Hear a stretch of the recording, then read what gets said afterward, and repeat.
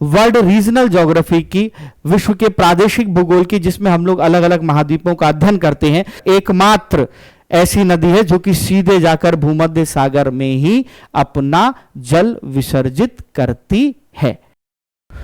स्वागत है आप सभी लोगों का आपके अपने YouTube चैनल IAS ज्योग्राफी बाबा पर, जहां मैं अमित तोमर आप लोगों के साथ चर्चा कर रहा हूं आगामी परीक्षाओं की, राज्य लोक सेवा आयोग की परीक्षाओं को ध्यान में रखते हुए भूगोल विषय पर, चाहे वो परीक्षा UPPCS से संबंधित हो, यानी कि उत्तर प्रदेश लोक सेवा आयोग से संबंधित हो, चाहे वो बिहार लोक सेवा आयोग से संबंधित हो, चाहे वो राजस्थान लोक सेवा आयोग से संबंधित हो, और चाहे वो मध्य प्रदेश लोक सेवा आयोग से संबंधित हो। ये जो आगामी परीक्षाएं होने वाली हैं, इनको ध्यान में रखते हुए हम लोगों ने भूगोल के कुछ महत्वपूर्ण टॉपिकों पर चर्चा की शुरुआत की थी, जिसके अंतर्गत हम लोग बात कर रहे थे अपवाह तंत्र पर।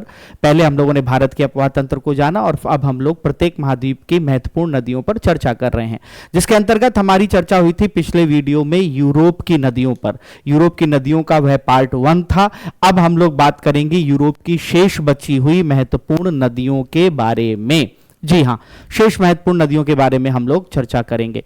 अब अगर आप में से आप कोई नया हो जो पहली बार इस वीडियो को देख रहा हो, वो लोग पिछले वीडियो ध्यान से देख लीजिए। आगे जो भी परीक्षा होगी उसके लिए वो बहुत ही महत्वपूर्ण है। तो आइए चलिए चर्चा की शुरुआत करते हैं, देखते हैं कौन कौन सी यूरोप की नदियां बची हुई हैं जिन पे हमें चर्चा करनी है। तो चलिए शुरुआत करते हैं सबसे पहले वेस्चुला नदी पर। किस पर? वेस्चुला नदी। जी हाँ, वेस्चुला नदी अपवाह क्षेत्र आप लोग देखेंगे तो आपको मुख्यतः यह दिखाई देगा पोलैंड देश में। कहां दिखाई देगा? पोलैंड देश में दिखाई देगा।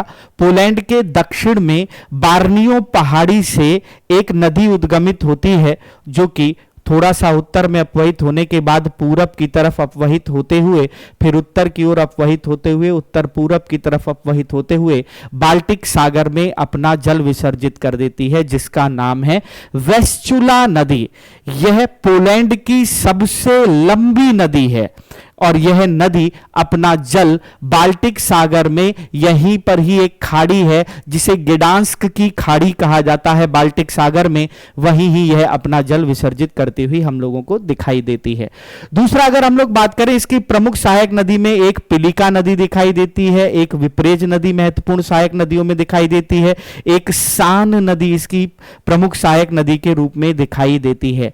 अब सबसे बड़ी बात यह है कि वेस्चुला नदी पर ही पोलैंड की राजधानी वारसा अवस्थित है, और जब पर्यावरण पारिस्थितिकी पढ़ते हैं तो वारसा सम्मेलन पर भी आप लोगों की चर्चा होती है। ये वही ही वारसा है नगर जो कि पोलैंड की राजधानी है, और यह अवस्थित है वेस्चुला नदी पर। किस पर अवस्थित है? वेस्चुला नदी पर। पोलैंड की सीमा को अगर आप लोग देख रहे हैं, उत्तर में बाल्टिक सागर से लग रहा है, इधर रूस, फिर लिथुआनिया से, फिर बेलारूस से, फिर यूक्रेन से, फिर स्लोवाकिया से, और इधर देखेंगे तो चेक गणराज्य से इस देश की सीमा लगती हुई आपको दिखाई दे रही है। आइए चलिए बढ़ते हैं नेक्स्ट नदी के बारे में। किसके बारे में बात करेंगे? अब हम लोग बात करेंगे लियोर नदी के बारे में। जी हां, किसके बारे में? लियोर नदी के बारे में। लियोर नदी का अपवाह क्षेत्र हम लोगों को दिखाई देता है फ्रांस में। कहां दिखाई देता है? फ्रांस देश में।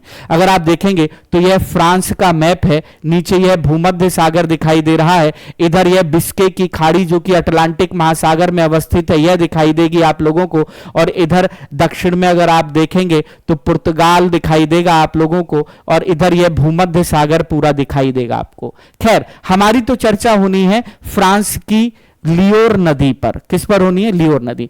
लियोर नदी का उद्गम होता है फ्रांस का, यहां एक मध्यवर्ती पठार है, उसी मध्यवर्ती सेंट्रल मैसिफ बोला जाता है। इसे क्या बोला जाता है? सेंट्रल मैसिफ बोला जाता है, और यहीं से ही यह नदी उद्गमित होती है, और यह उद्गमित होने के बाद उत्तर की ओर अपवहित होते हुए फिर पश्चिम की ओर बिस्के की खाड़ी में अपना जल विसर्जित कर देती है। किसमें? बिस्के की खाड़ी में। यह लियोर नदी फ्रांस की सबसे लंबी नदी है। क्या है? फ्रांस की सबसे लंबी नदी है। इस नदी पर प्रमुख नगर अगर आप लोग देखेंगे तो ओरेलेंस नगर इसी नदी पर आपको दिखाई देगा, एम्बोइस नगर इसी नदी पर आप लोगों को दिखाई देगा, और यह नदी बिस्के की खाड़ी में अपना जल विसर्जित करती है, लियोर नदी। जब हम लोग विश्व का भौतिक, या कहें हम लोग बात करते हैं वर्ल्ड रीजनल ज्योग्राफी की, विश्व के प्रादेशिक भूगोल की, जिसमें हम लोग अलग अलग महाद्वीपों का अध्ययन करते हैं, जब हम उस अध्ययन के क्रम में आते हैं तब हम लोग प्रत्येक महाद्वीप की भौतिक या कहें भौगोलिक संरचना पर भी चर्चा करते हैं, वहां पर मौजूद उच्चावचों की भी हम लोग चर्चा करते हैं, ठीक है ना। तब यहां हम लोग केवल नदियों पर ही चर्चा कर रहे हैं, जहां पर नदियों के उद्गम, नदियों का मुहाना, नदियों पर अवस्थित नगर और कोई अगर प्रमुख बांध है तो उस पर चर्चा की जाएगी। चलिए नेक्स्ट नदी पर आइए हम लोग बात करते हैं। नेक्स्ट नदी फिर हम लोग को दिखाई दे रही है फ्रांस की नदी। कौन सी नदी? फ्रांस की नदी। अब फ्रांस में अपवहित होने वाली एक नदी है जिसका नाम है रोन नदी। कौन सी? रोन नदी। अब एक और चीज, कंफ्यूज मत हो जाइएगा, एक राइन नदी है जो अपवहित होती है और उसी राइन नदी की हम लोगों ने पिछले वीडियो में पढ़ा है, यूरोप पार्ट 1 में हम लोगों ने पढ़ा है। जो लोग नए हो वो जाके देखें। राइन नदी की ही एक सहायक नदी है जिसके बारे में मैंने आप लोगों से बात किया था कि राइन नदी की सहायक नदी रूर नदी है, जहां पर वृहद स्तर पर कोयला भंडार प्राप्त होता है और वहीं ही बड़े स्तर पर अगर आप लोग देखेंगे तो आपको दिखाई देगा क्या कि वहां पर उद्योगों की अवस्थिति है। अब ये रोन नदी को जो आप लोग देख रहे हैं, रोन और राइन में कंफ्यूज मत होइएगा, मैं बार बार कह रहा हूं। रोन नदी का जो देख रहे हैं, इस नदी का उद्गम होता है, यहां एक ग्लेशियर है, जुरा पर्वत दिखाई देगा यहीं पर, स्विस आल्प्स के अंतर्गत यानी आल्प्स पर्वत श्रेणी के अंतर्गत स्विट्जरलैंड में विस्तार के रूप में दिखाई देगा और यहीं ही जुरा पर्वत सीमा पर अवस्थित दिखाई देगा और यहीं पर अवस्थित एक ग्लेशियर है जिसका नाम है रोन ग्लेशियर। लो बना भी देते हैं। ओ रोन ग्लेशियर। कौन सा ग्लेशियर? रोन ग्लेशियर। और इसी ग्लेशियर से यह नदी उद्गमित होती है। स्विस आल्प पर यह है, जुरा पर्वत आप लोगों को यहां दिखाई देगा और यह नदी उत्तर से दक्षिण की ओर अपवहित होते हुए भूमध्य सागर में अपना जल विसर्जित करती है। यह नदी केवल फ्रांस में ही अपवहित होती है। इस नदी पर प्रमुख नगर के रूप में आपको लियोन, वेलेंस, एविगनोन यह नगर आप लोगों को दिखाई देंगे। तो रोन नदी भी बहुत महत्वपूर्ण नदी है, इस पे क्वेश्चन पूछा गया है मैच कराने के लिए। रोन नदी और राइन नदी में कंफ्यूजन क्रिएट करते हुए ऐसा काम किया गया है। तो इस बात को आप लोग ध्यान रखेंगे कि कंफ्यूज नहीं होना है, ठीक है ना। ये एकमात्र ऐसी नदी है जो कि सीधे जाकर, एकमात्र ऐसी नदी है जो कि सीधे जाकर भूमध्य सागर में ही अपना जल विसर्जित करती है। आई होप क्लियर होगा। चलिए अब हम लोग नेक्स्ट नदी पर बात करते हैं। नेक्स्ट नदी कौन सी, आइए इसे देखते हैं। नेक्स्ट नदी है हम लोगों की ओडर नदी। कौन सी? ओडर नदी। और इस नदी को अगर आप लोग देखेंगे तो इस नदी का बेसिन क्षेत्र आपको 3 देशों में दिखाई देगा। देखिए इस नदी का उद्गम हो रहा है चेक गणराज्य देश से। चेक गणराज्य देश में एक नगर है जिसका नाम है ओलेनाइस, ठीक है ना, ओलेस्नाइस, ये लिखा हुआ मैंने। ओलेस्नाइस नगर से, चेक गणराज्य के ओलेस्नाइस नगर से ये उद्गमित होते हुए पोलैंड में अपवहित होते हुए और फिर यह जाती है जर्मनी और पोलैंड की सीमा के मध्य एक प्राकृतिक सीमा रेखा का निर्माण करते हुए अपना जल बाल्टिक सागर में विसर्जित करती है। और इस नदी के मुहाने पर ही सेजनेसिन लेगून दिखाई देता है। सेजनेसिन लेगून याद रखिएगा, बनाया हुआ भी है। अब इस नदी पर प्रमुख नगर कौन कौन से हैं? तो ब्रोकला नगर इसी नदी पर हम लोगों को दिखाई देता है जो पोलैंड का महत्वपूर्ण नगर है। जर्मनी का फ्रैंकफर्ट नगर उद्योग की अवस्थिति से बहुत महत्वपूर्ण है जो कि इसी ओडर नदी पर ही अवस्थित हम लोगों को दिखाई देता है। मैंने बताया कि यह नदी उद्गमित तो चेक गणराज्य में होती है, फिर पोलैंड में और फिर जर्मनी और पोलैंड की सीमा पर अपवहित होते हुए प्राकृतिक सीमा का निर्माण करती है यह ओडर नदी, जिसका उद्गम जो होता है ओलेस्नाइस टाउन से उद्गम होता है। और यह जहां अपना जल विसर्जित करती है वह बाल्टिक सागर है। वहीं पर एक लेगून झील है जिसे सेजनेसिन झील, लेगून झील के नाम से जाना जाता है, वहीं अपना जल विसर्जित करती है। अब यह पूछ सकता है फ्रैंकफर्ट नगर किस नदी पर अवस्थित है, यह पूछा गया है, मैच कराने के लिए यह आया है। तो याद रखिएगा किस नदी पर? ओडर नदी पर। चलिए नेक्स्ट नदी पर बात करते हैं। नेक्स्ट नदी है सीन नदी। यह आप लोगों को फ्रांस दिखाई दे रहा है, यह भाग भूमध्य सागर, इधर का भाग इंग्लिश चैनल, इसके उत्तर में ही आप लोगों को ब्रिटिश आइल्स दिखाई देता है, ब्रिटिश द्वीप समूह दिखाई देता है।